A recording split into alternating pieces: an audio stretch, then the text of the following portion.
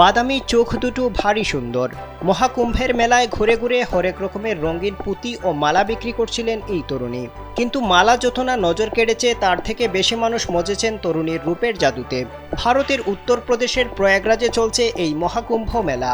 মেলায় আসা পুণ্যার্থীরা ভক্ত হয়েছেন তরুণীর রূপের। সেই ভক্তি এতটাই তীব্র হয়ে পড়েছে যে মেলায় ঘোরার সময় মুখ ঢাকতে বাধ্য হয়েছেন ওই তরুণী।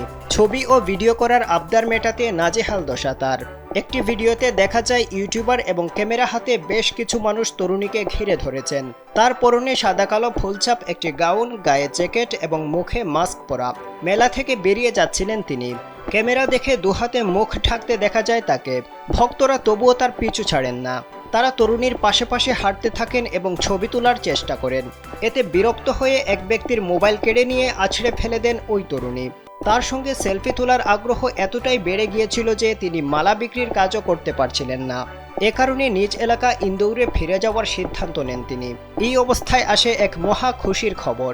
মোনালিসা নামের এই তরুণী দক্ষিণী সিনেমা পুষ্পা 3-তে ডাক পেয়েছেন। স্বয়ং আল্লু অর্জুন তাকে এই প্রস্তাব দিয়েছেন বলে জানিয়েছে ভারতীয় সংবাদ মাধ্যম আনন্দবাজার পত্রিকা।